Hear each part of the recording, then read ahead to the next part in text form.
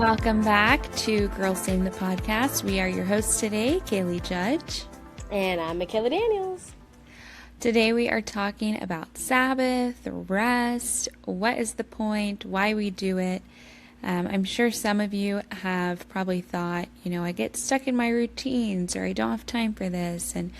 But I have some sort of time where I do rest, but I don't actually feel rested afterwards. And so we're going to talk all about that, our experience, why we do it, what kind of our rhythms are like now, and see hopefully if by the end of this you have some clarity on what you want to do, what that rhythm might look like for you, and maybe try it out this week. Could be fun. I grew up in a household that I never ever practiced Sabbath. We would run, and then Sundays were church and like at church for multiple hours, and then go home, eat a meal, and then go back to church at night. And then it's Monday, it's time for bed, like Monday's coming and you have school. And so I lived in that for a really long time. And so I started discovering and figuring out a little bit about Sabbath when I was in college, was when I first started being like, oh, what is this Sabbath thing? And getting into it. And I think, I entitled this episode, I'm so tired of being tired, because I think that we just are like, I'm tired, but I have nothing else that I can do except for run this rat race and get on the hamster wheel and go, and so that I can make enough money to go on vacation for a week, and then go on a vacation and be tired and come home and be tired, and Right. and that's just not life. Like, I just don't believe that that's all that God has for us. And so I love talking about Sabbath. I think it is life-changing. I think it's so important. I think I need to talk about this right now because I'm struggling in my Sabbath and I'm feeling exhausted. And so let's hit it. I think first question, right now, do you feel rested, Kaylee Judge, like where you're at? I'm just curious. Yeah. Yeah, I do think that I have found a pretty decent rhythm of rest and kind of reset and calmness. I definitely, when I was not first out here, but maybe this time last year, was not in a good rhythm of that because I was just like, oh, I have, I'm living alone and I have these friends who always want to hang out, so I'll just do something every single day of the week. And that was just a lot. Since then, I have had more gaps in my calendar. If you look at, I keep a very regimented calendar that is color coded. And if you look at my calendar from like last June to this coming June, the items on there, it was chaos. It was like every hour, even of work days, there was so much going on. So now I definitely have more space for rest, more space for calmness and things that are actually fulfilling for my soul and my mind and actually genuinely restful. So, yeah. Yeah. And I think that's speaks to a lot of growth on your end, because I do remember living with you and being like, this girl does not sit down. And we had, and I don't sit down well either at all. I'm not saying I'm better than you are because of woof, but we had so many conversations where you would just be like, I have to do this. And I was like, Kaylee, what about rest? And you were like, I must be productive. And I was like, oh no, wow, that's just quite a way to live. But honestly, right now, I kind of feel similarly, to that space of I just need to be productive and get all the things done. Just in answering the question of how do I feel? Do I feel rested? Right now, no. My days have been so busy, and so I only work 3 days a week. But the other 4 days, it's not just I just sit around. And sometimes it does look like this, but honestly, most of the time it's okay. Well, I have this Bible study, and I have this group, and I have this thing, and I need to plan. I'm planning this party, and I have this going on, and next week I'm working 3 days in a row and driving to Virginia and then coming right back and doing this huge event with 40 people, and I so many things are going on.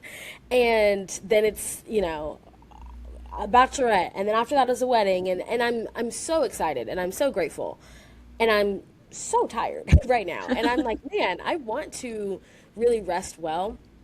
And and I think I need to get back into, I Sabbath last week, which was great, but I also just am like, man, I really need to make this a continued priority, to especially in the busiest weeks. Yeah. Yeah. So I don't know, just kind of my thoughts. But yeah, Yeah. what, like, if you could define Sabbath, like, what would you define it as?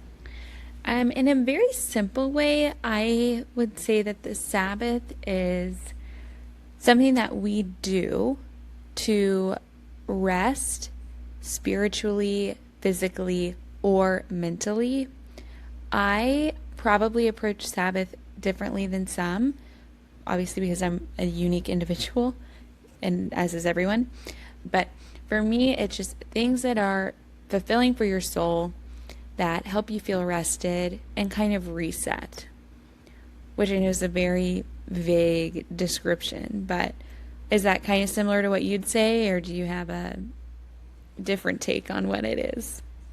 No, I think very similarly. I think it can look different for every individual. I think some people would be like, I cannot work out, I can't lift a finger, I can't do anything, and some people like that feels restful for me, and I'm gonna do that in with Jesus in mind, like with the Lord. I think Sabbath is mindfulness with the Lord, and Mm-hmm. intentionality, and it's not doing things out of striving or to achieve, but it's just resting and just being.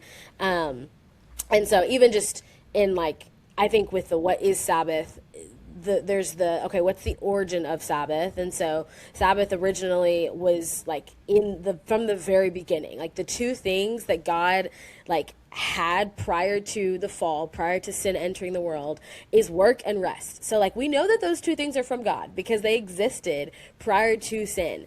And so God created all of the earth and humanity, and then it says, like the Bible says, and on the seventh day God rested. And God didn't rest because he needed sleep and because he was worn out. Like he's God. He needed to Sabbath, he needed to rest as a model for us. Mm-hmm. And so then fast forward to down the line when God gives the people the 10 commandments.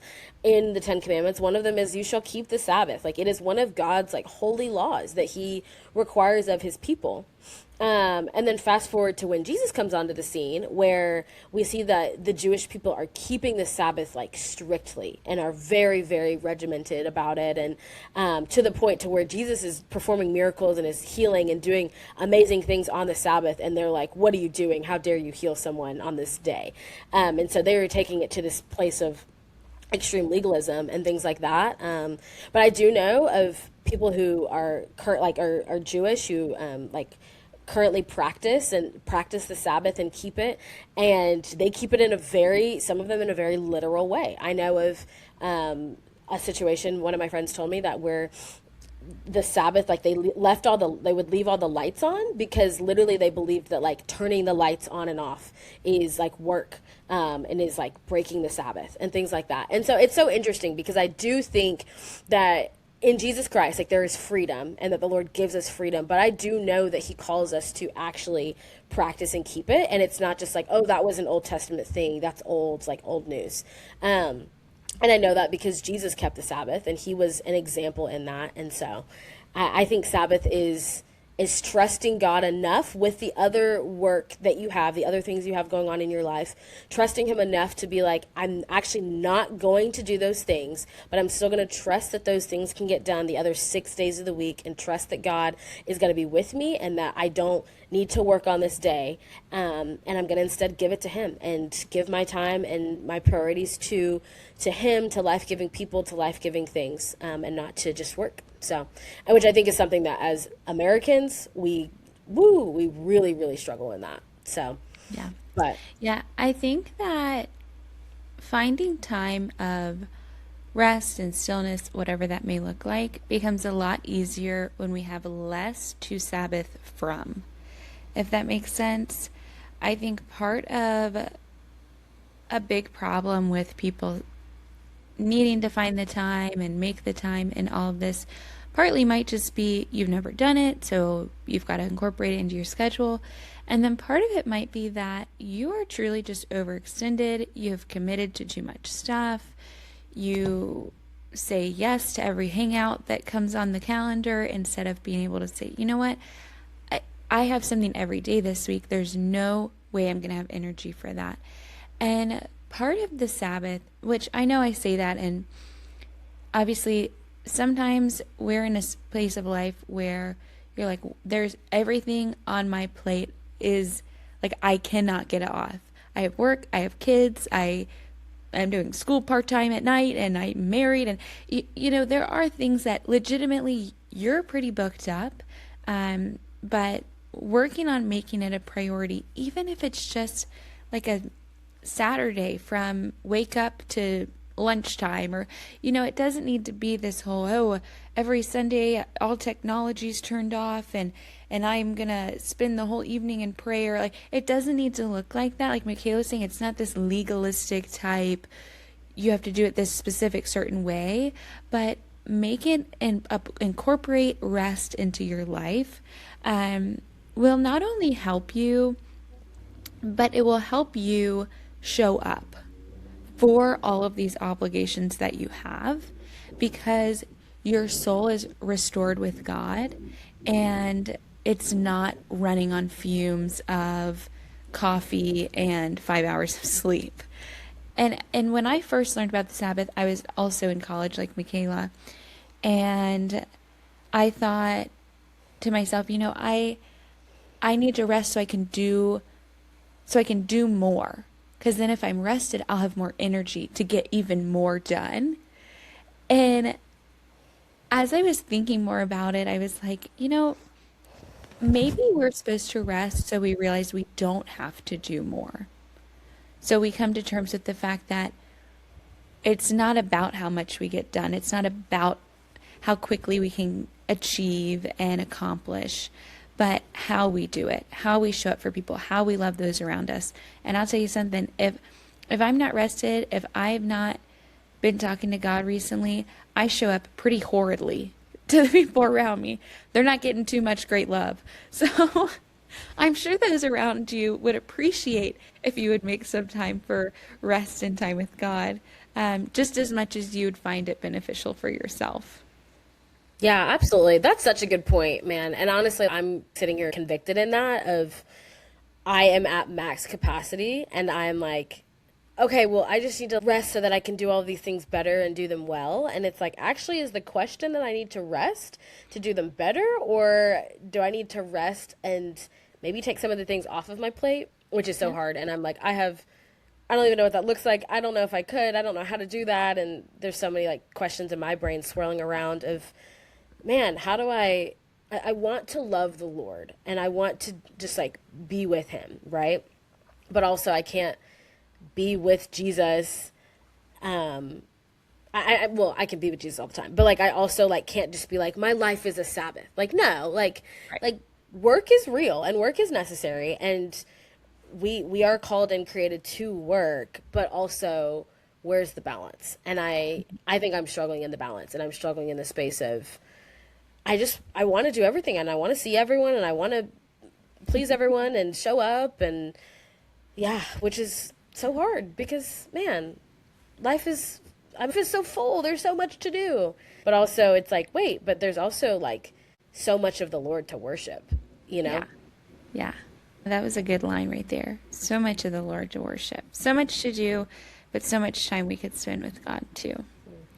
So I do want to talk though about kind of what that looks like, how we do it. I'm sure Michaela and I do this in very different ways, or maybe not. I'm about to find out though.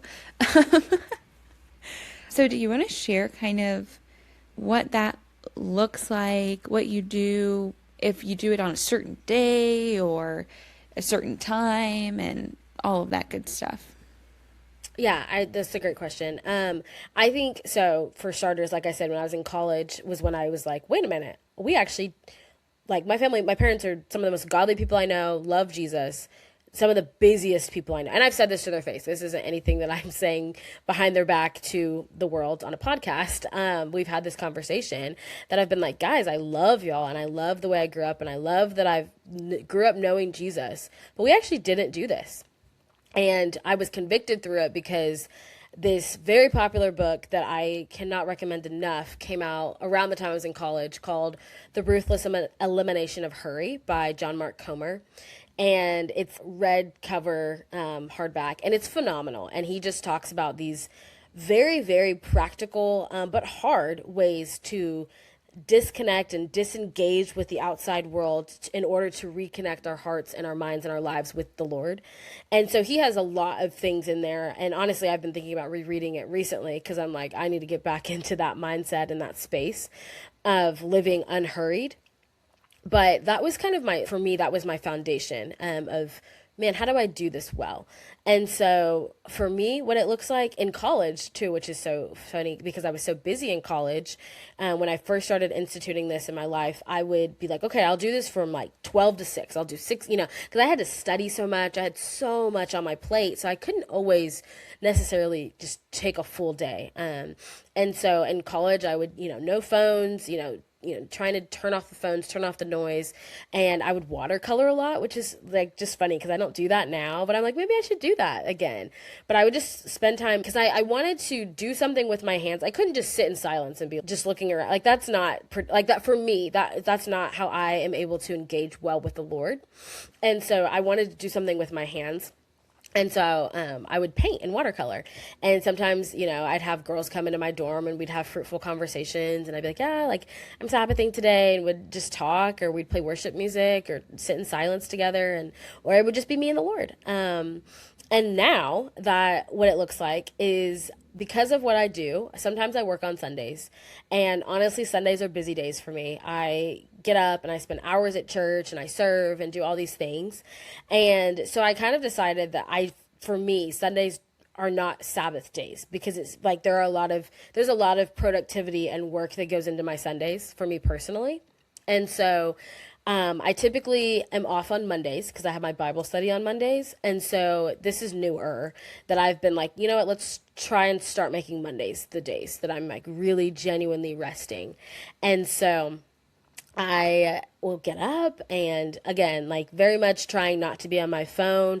I delete my email. That's a big thing for me because for some reason I don't always have social media on my phone. I actually typically do not. But for some reason, I will default to scrolling onto my email and being like, what's new? What am I getting, updates on or work things? And so delete my email, try and just be quiet and be still, eat a good meal. And typically I go on a long walk with Jesus and spend a lot of time just walking and being with the Lord. And then I'll come back and maybe journal or maybe go to lunch with someone and just things like that. It can look so different every week, but just trying to intentionally put my mind towards Jesus, and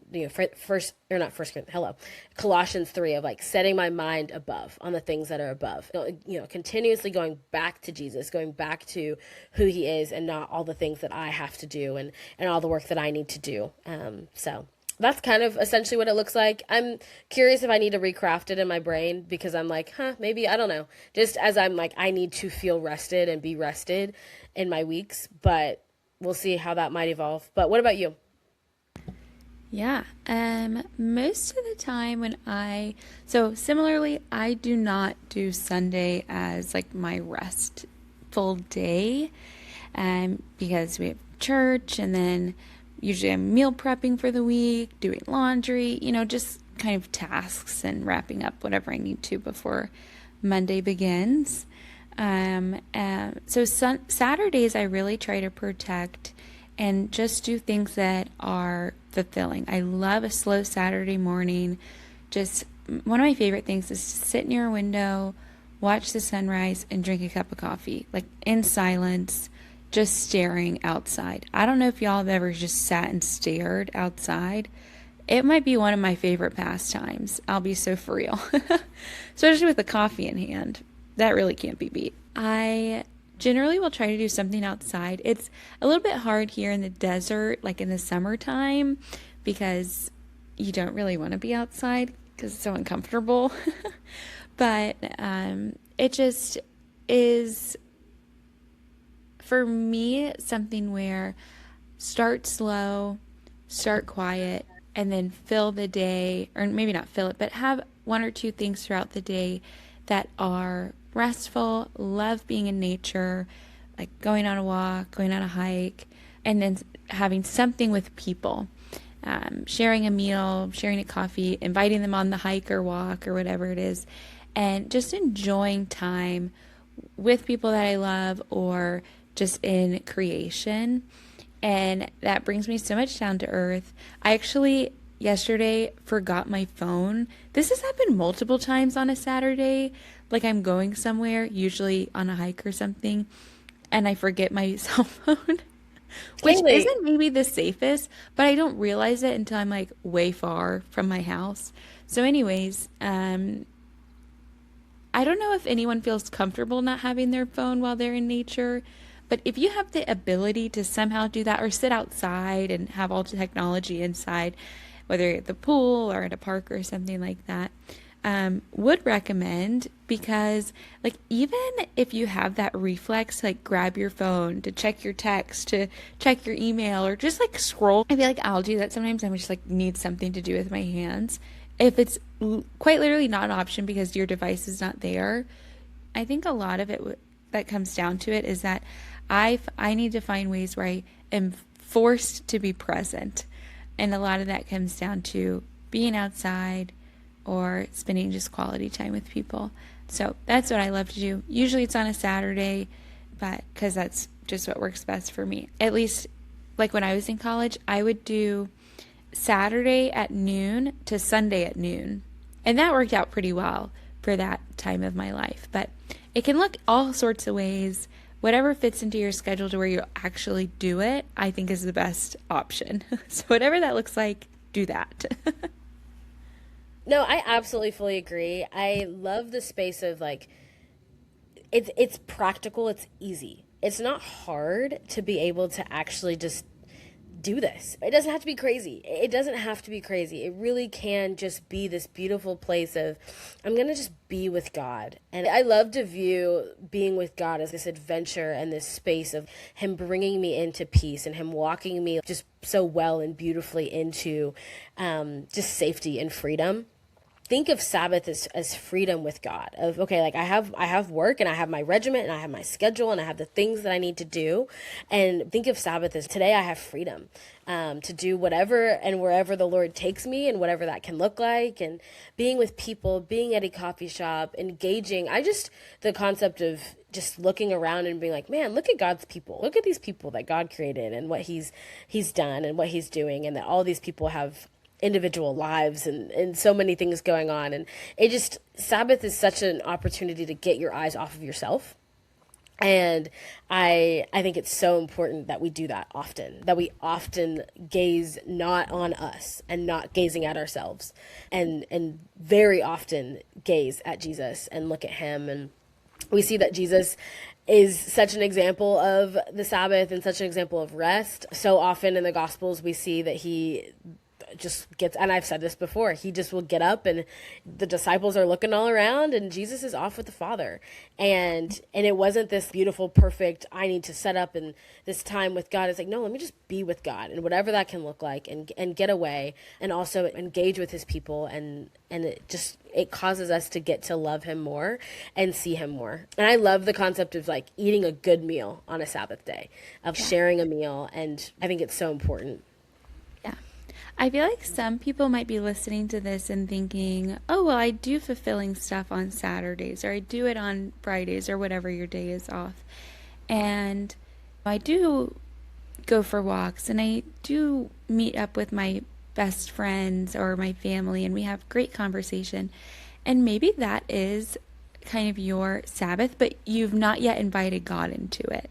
And so maybe the adjustment for you is just starting your day with time in the Word or staring out the window, just thinking and talking to God and praying, and then letting Him be there throughout the rest of your day, guiding the conversations with the people you love to talk about the Lord and things like that. So it might not have to be this radical adjustment to your schedule. Maybe you're already doing these things that you enjoy, but you just need to let God be there with you while you're doing it. Yeah. And you'll be amazed too. You'll be like, man, look at how the Lord multiplied the rest of the other 6 days of my week. And just how I had time and capacity for all of the things that I didn't think I could get done and all of the things that it felt like I needed a seventh day for.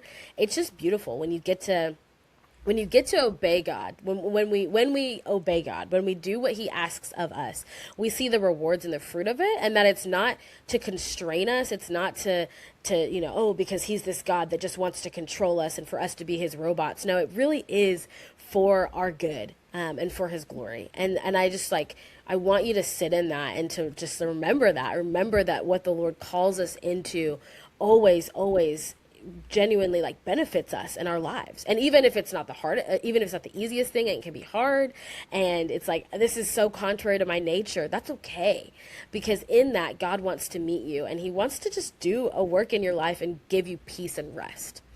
And so, like, if you're the type of person who's like both of us do not enjoy laziness and don't ever want to be considered lazy or unproductive, and if that's your story, just know that God is inviting you beautifully and graciously, to not be lazy, but to be obedient to Him and to truly rely on Him. The world's going to keep on spinning. The world's going to keep going, but what does my life right now look like as I just get to entrust God with my moments, and with my schedule, with my time, with all of it, and He will show up in that, and you will be like truly shocked. Oh, love it. Do you want to hit us with our verse for the day? I will hit us with that verse. Alrighty, friends. You are so loved, and the Lord has such good things for you. And today, or this week, try and take some time to Sabbath. Our verse today is going to come from Psalms 62, verses 1 and 2. For God alone my soul waits in silence. From Him comes my salvation. He alone is my rock and my salvation, my fortress. I shall not be greatly shaken.